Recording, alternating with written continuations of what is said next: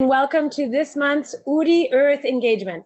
My name is Molly Koshina, and I'm the Director of Public Engagement at the U.S. Embassy here in Seoul. I really appreciate you joining us for this special webinar hosted by the U.S. Embassy for members of OORI Earth. OORI Earth is the Embassy's network of passionate, like-minded Koreans who are dedicated to combating climate change.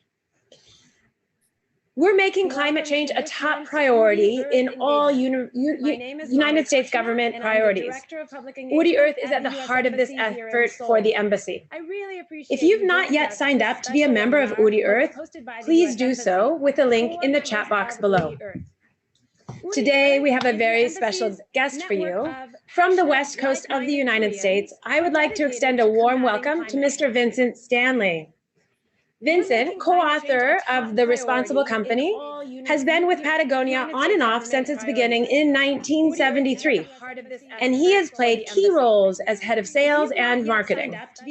More informally, he is Patagonia's longtime chief storyteller. Vincent helped develop the Footprint Chronicles, the company's interactive website that outlines social and environmental impacts of its products, as well as the Common Threads Partnership and Patagonia books.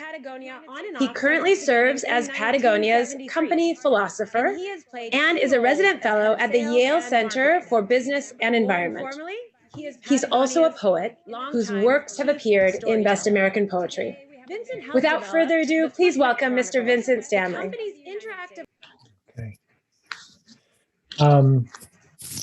Thank you very much, Molly. Thank you all for being here and participating. I think the way we structured the time is I'm going to talk to you for just a few minutes, concentrating on Patagonia's purpose, a couple of stories I think that have really change the direction of our company and influence this direction, and then to talk a little bit about what we see as our primary tasks during the decade ahead, during the rest of the 2020s. So I want to start off a little bit by talking about a shift in mission statement. So as Molly said, I started at the company in 1973. It was still basically climbing equipment company. We hadn't got into the clothing business. And the year I came in, 1973, is the year we came up with the name Patagonia, and we started to come up with some of the initial designs. But for the first 18 years that I was with the company, we had no mission statement. We had no written values. And it took us a while to come around to the necessity of that.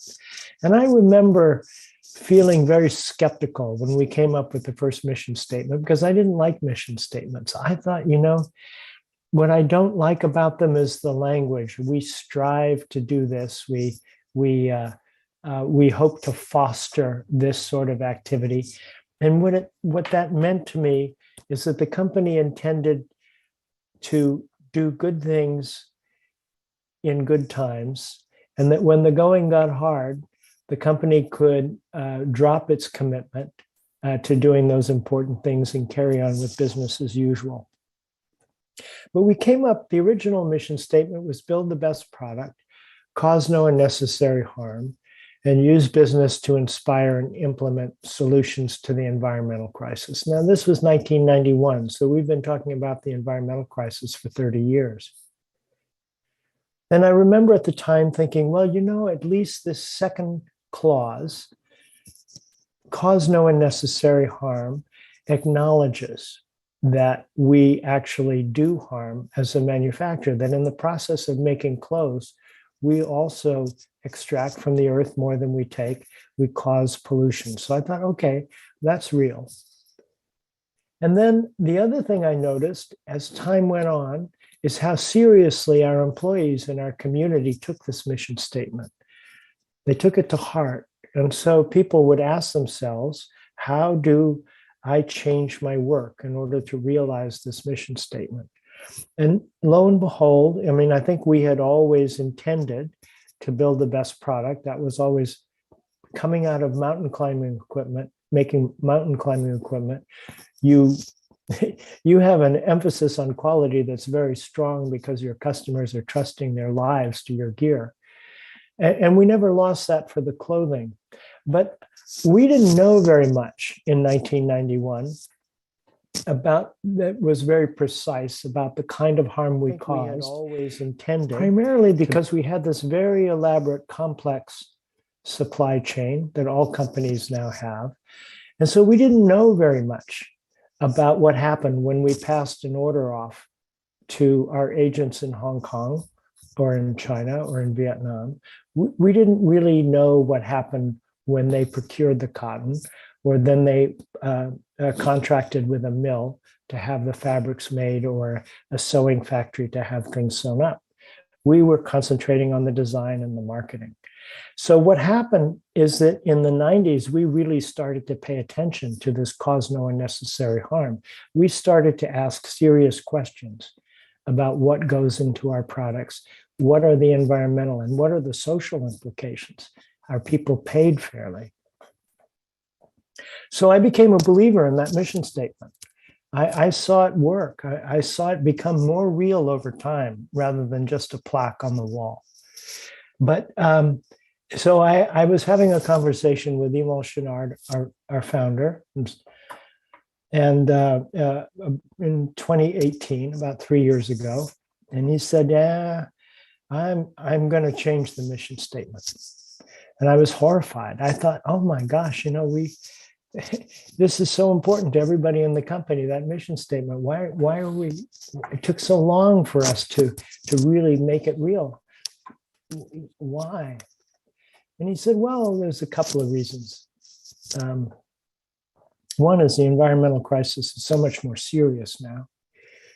And it's really true that the environmental crisis that has often been episodic is now chronic." I thought, oh my God. COVID is an example of what happens when you lose the capacity for animals to be in an environment with a minimal interference from human beings. It's the fires in Australia and in California, where I live, have been extraordinary for the past 3 years. Sea level is rising so rapidly and unexpectedly rapidly in areas like Miami or Amsterdam or Bangladesh.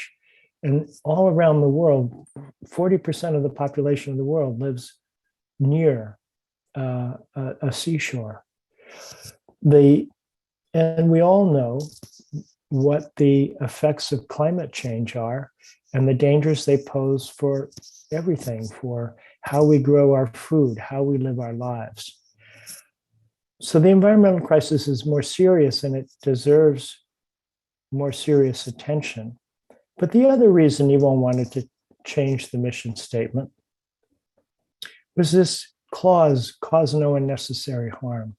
Because we'd gotten into the food business in a very small way of providing food for backpackers and travelers.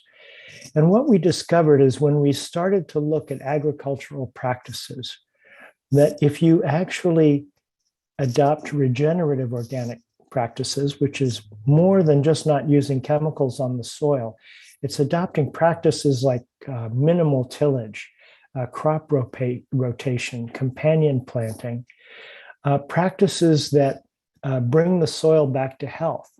When you bring the soil back to health and depth, it needs much less water. It needs fewer inputs, even organic inputs. And it has the potential to sequester carbon, to draw carbon deep into the ground and out of the air. And this is beyond reducing the harm we're doing in the environment. This is not extractive. This is actually giving back to the planet as much or more than we're taking. So we changed our mission statement in 2018 to we're in business to save our home planet. And again, I thought, oh my gosh, this is lovely, but it's so aspirational. People don't buy a rain jacket from Patagonia to save the planet. They buy it to keep themselves dry. And maybe they'll buy from Patagonia because they like what we do or how we do business. But what I discovered was once again the same process that went on 30 years ago with that original mission statement, is that employees immediately started to ask themselves, okay, we've got this new mission statement. What does that mean for me and my team? How does this change the way we approach our work? So I wanted to tell a couple of brief stories, and one has to do with our switch to organic cotton 25 years ago, and the other relates to this idea of regenerative agriculture. And then I want to talk a little bit about our goals for the future decade. And I want to tell these stories because I think they illustrate the lessons that we learned that are ongoing, that change the company and the way we feel within the company about the work we do and the way we approach our work. So the first with organic cotton, I mean, we made clothes out of oil, and we still do, polyester and nylon. We had been in the climbing business, so we worked with iron and steel. We knew the environmental implications of those materials, but we always had thought by the 70s and the 80s, we thought cotton was this natural fiber. It was good for the environment. It was one of the better things we used. And it took us a while to learn that that wasn't the case. We had a store in Boston, a new store that we opened, with all the latest environmental improvements that were possible in 1989 in terms of the paints and the materials we use. But what happened is after 3 days, our employees started to call in sick. And so we shut the store down and had somebody come in to check the ventilation. And he fixed it. And we said, okay, but what was the agent that was making people's stomach upset? What made people ill? And he said, oh, that was formaldehyde off-gassing from the cotton clothes stored in your basement. So that was the first indication we had, oh, there's a problem here. And we commissioned a study of the 4 major fibers we use: wool, nylon, polyester, and cotton. And we learned that cotton was the worst environmentally, and not because of the formaldehyde, but because of the intensive use of chemicals to grow cotton. And so we looked at this and we said, we wondered if is there an alternative? And there was, because organic cotton was still being grown in China, which hadn't changed over. It was still being grown in Texas by a cooperative that had lost a family member to cancer in his 40s. And they suspected that it was caused by the spraying of pesticides. So they went organic. We still deal with them. We still buy from them. And it was grown in California. So we made the commitment to change, to go entirely with organic cotton rather than just have a symbolic program. We decided to make the whole change. And Yvon Chouinard said, if we can't do this, I don't even want to be in the sportswear business. I'd just as soon not make cotton clothes. So we were under the gun. And what happened, we did buy cotton from the farmers directly. We helped guarantee their loans. But we broke our connection to the supply chain that I mentioned. The first order that I ever placed for Patagonia goods was in Hong Kong, and I just handed them a sheet of paper with the colors and the specs, and I knew nothing more about how to make the clothes. Well, now if you're buying the cotton from the farmers have no relationship to the spinners who turn that fiber into yarn, no relationship to the mills who turn that yarn into fabric. So we had to find spinners. And when we went to the spinners, the first order, said, oh, we hate this. We hate organic cotton. It gums up our machines. And then we started to have problems with our own employees who were saying, listen, I have to do everything I did last season. I've got to design the line, spec it, choose the colors, take it to the major customers. And by the way, I've got to raise the prices $5 on everything I sell, shorts, pants, and shirts. I've got to find an entire new infrastructure for making cotton clothing on top of everything else I have to do. And not a single customer ever asked for this. So why are we martyrs? Why are we doing this? And what we ended up doing is to take employees 40 at a time in buses to the Central Valley. And we would take them to cotton growing country. And in the conventional cotton growing country, when the bus pulled into those roads, the first thing you noticed was the smell. It smelled like a laboratory where the fumes weren't regulated correctly, because the organophosphates used to prepare the plants were originally developed as nerve gases for World War II. If you dug your hand in the soil, there was no life. It takes earthworms 3 years to come back after you'd stopped spraying. There were no weeds. There was nothing about that soil that was alive, that was capable of growing cotton on its own. You had to feed it fertilizers. You had to feed it a lot of water. So what happened is, at the end of the day, we'd take people to an organic farm, and they'd come back, and they'd come back to Ventura. In the organic farm, there would be birds overhead. You could dig your hand in the soil. There would be worms. It didn't smell like a badly ventilated laboratory. And they'd come home and they'd say, this is a royal pain. This is really hard to do, but the company is doing the right thing, and we're going to help make this happen. And I think that really influenced, that was in 1996, and it really influenced the company in almost everything we do since. And there's a kind of standard. It's almost like an athlete. If you're a runner, you want to improve your time. If you're a surfer, you want to surf a more difficult wave. And I think that what has happened to us as a company culture is that the more we do, the more we want to do, the more we want to approach these difficult questions and to do something differently that causes less harm or causes positive good.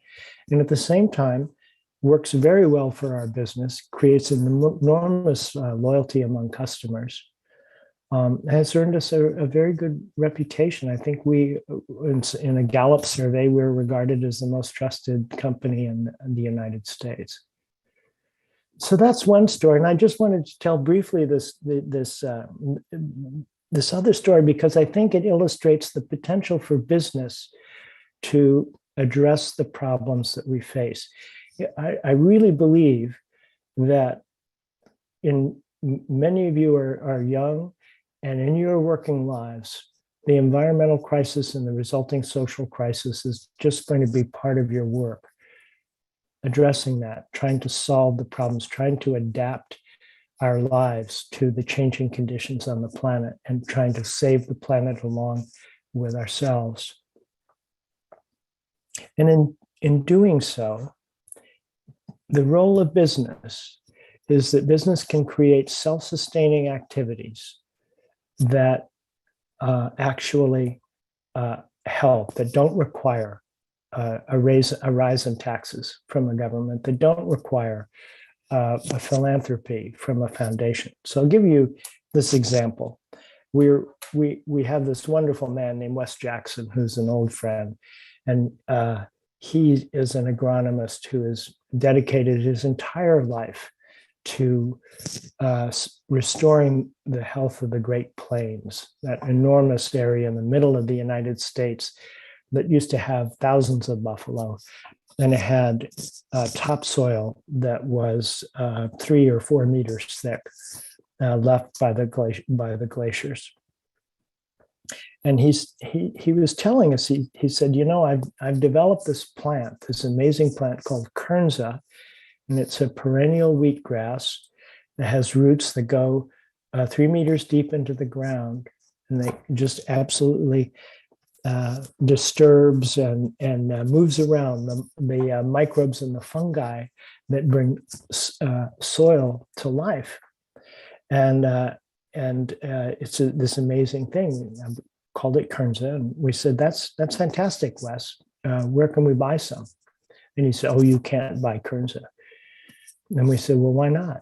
He says, I can't get anyone to plant it. And we said, well, why not? He says, a farmer won't plant what he can't sell. And so what we did was we partnered with a brewery in Portland, Oregon, to make a beer using Kernza as an ingredient. And we got the first 100 hectares of Kernza planted on an experimental farm in Minnesota.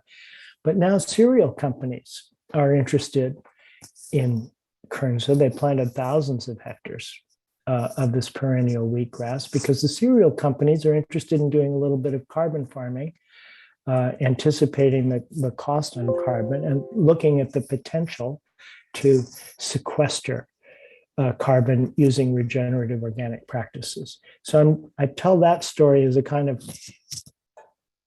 bookend to the discussion of organic cotton. This is where we are as a company today. This is our North Star to develop products that actually give back to the planet more than we take. And just briefly on our primary goals, when we look at what our environmental impact is, it's so much in the supply chain. It's only 4% related to the buildings that we own and operate or to employee travel. 95% of it is in the supply chain, and 84% of it total is in fabrics. And the rest of that 95% is made up of trims and which is 7%, and shipping, which is 2%, and heating or air conditioning the factories. So the most important thing we can do is to reduce the environmental impact of our fabrics. And so we're very committed to changing all of our polyester and nylon of using this 100% recycled sources for polyester and nylon, using no virgin oil. And then the second is developing regenerative organic processes for growing cotton and hemp. So going way beyond not using chemicals, but actually bringing the soil back to life. And it's more complicated than that, of course, because it means, for instance, we're working very closely with suppliers. In some cases, we're also helping them to secure financing to change the way they power their mills or their sewing factories, to use cleaner technologies to electrify. So that's the basic direction. And now I've talked too long. I want to open it up to questions, and thanks for listening. Vincent, thank you so much for taking us on your journey and for sharing your passion and for showing us how one decision has so many ripple effects. And I think for me, that is such an important lesson to think, not only are we looking at one part of the company, but like you said, it's the supply chain, it's the shipping, but it's also the fabric themselves, the items themselves, but also shifting the company culture or the natural shift of the company culture, because you have created a company where people feel committed and part of the family, and you shared values. That is incredibly powerful to hear your story. So thank you so much for sharing with us. I have a few questions from the audience, if I could ask you to continue sharing with us, please. First question is, the Patagonia retro fleece jacket became very popular in Korea, and it continues to be so today. Why has this jacket been so successful? Is there any specific reason? I haven't the faintest idea. I saw that. I saw that question. I remember I've been to Korea several times. I like to come once a year. And of course, I haven't for a couple of years. But from the very first in 2013, the first time I came over, I saw all this Retro X fleece, and it's unique to Korea. It's not. We sell a lot of Retro X fleece around the world, but it's not a it's not as popular as it is in Korea. Next question. Environmental problems sometimes appear differently by generation. How do you view the younger generation, for example, represented by Greta Thunberg, as different from your and my generation of older people? Well, I mean, I think it's an advantage. It's easier for younger people to actually see the world more clearly, because we were raised, especially my generation, was raised with an idea of kind of a limitless planet still. There was not an idea that we would really, there was some talk that we'd run low on food, and then there was the Green Revolution that talked about that. There was some talk about pollution, but no discussion about the kind of diminishment or desertification of the planet because of human activity. And just briefly, just to give you some background, so 1973 was my first year at Patagonia. The world population was 3.8 billion, and now it's 7.5 or more. So the world population has doubled, and economic activity has increased by 7 times. And that, of course, is disproportionate. It's much higher. The figure would be huge for Korea from 1960 on, and enormous in terms of the effect from the United States. So younger people growing up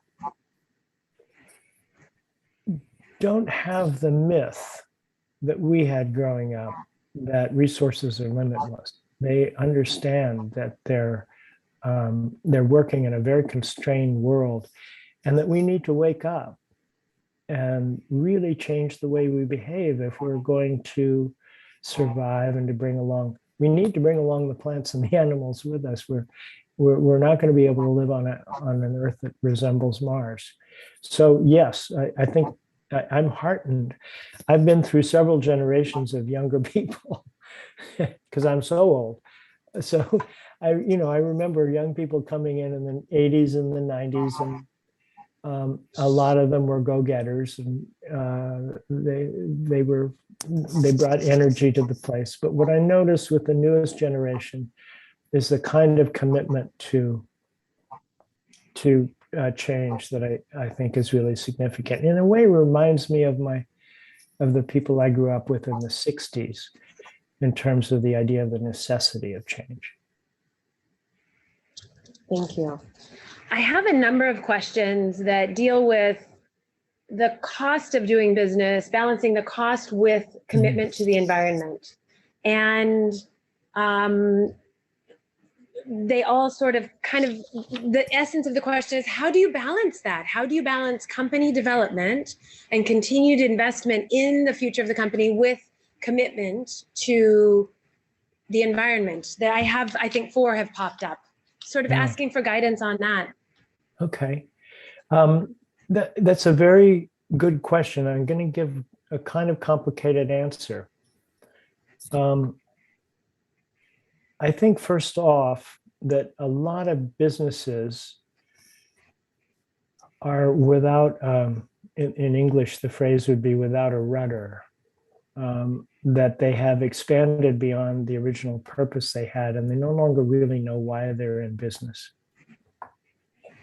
I think that's why you have so much talk recently about purpose and about companies trying to identify their purpose, which I think is great. And I think it's necessary. I mean, it's kind of, funny, no snowflake is like another snowflake, yet every snowflake has 6 sides. So businesses in some ways are the same, but no business, I've never run into a business culture that was exactly like another business culture. So I think it's really important in our time and in your time for businesses to identify why they're in business and what's their social license to operate and how are they going to be in business. And that determines your priorities. If you understand what your purpose is, you can also make choices. If you don't identify a purpose, the only thing you can really use as criteria for making decisions in business is whether you're going to make more money at one activity than another. And that's a very short-term approach to business, because what makes you money in the next quarter may sink you as a business 2 years from now if you haven't looked at the larger picture. So in answer to the question about a compromise between profits and social and environmental concerns, I kind of would turn that on its head. I actually think at Patagonia, what's become true in the last several years, 7, 8, 9, 10 years, is that the constraints that we place on ourselves, I mentioned talking about cotton, I mentioned talking about Kernza, these restraints or these things that we identify force us to innovate.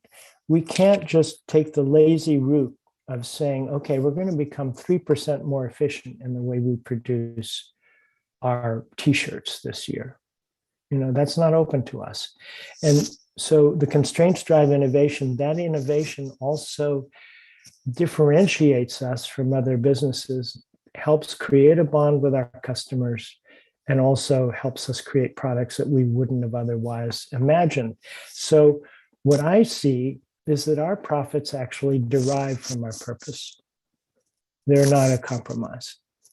And I think that if you run a business where environmentalism or social responsibility is a compromise with profit, you're sunk. Profit will always win, unless you have your purpose identified and you're moving in one direction with your stakeholders, with your suppliers, your employees, your customers, your investors. There were another few questions with regards to ESG as part of a company's sort of standard operating, but I think you just answered that ESG the passion has to happen before the business plan, before ESG is added on as a nice service to the community. Exactly, Molly. I think that's, I think you've hit I think that's exactly right. And ESG is often, because it belongs to the investment community, belongs to the finance community more than to companies that make things. It tends to work negatively. So, okay, we're not going to invest in or make things that have to do with tobacco or firearms, but it doesn't really concentrate on a business's ability to do good and to make the right products in the right way. Interesting. And we have time for just one last question because we're wrapping up here, unfortunately, although I have so many more questions and so many others have come in. There is one last question that I would like to ask your thoughts on. How does this business model, passion first, purpose first, how does that change with regards to more developed and less developed countries? Oh, I don't think it changes. And yeah, I don't think it changes. And I don't think it changes for smaller businesses or larger businesses. I do think it works in the same way. And in some ways, it's easier. It's not easier, but in less developed countries, you're there are often fewer choices that can be made. There are more constraints placed on you, and those constraints can help you find your way. There's less some people would call noise in electronics in countries where life is harder. Well, your message has resonated with me to lead with our hearts and not necessarily looking at the bottom line with our minds. And I personally have lots of food for thought from the stories and advice that you've shared, and really do appreciate your time as well as your perspective. It really is a breath of fresh air. And I know personally, I will think deeply about many of the things you've shared. So Vincent, thank you so very much for your time. Thank you. And thank all of you for being here and for listening and for your questions. We really appreciate supporting OORI Earth and look forward to staying in touch. Okay, good. Thank you. Bye-bye. Thank you.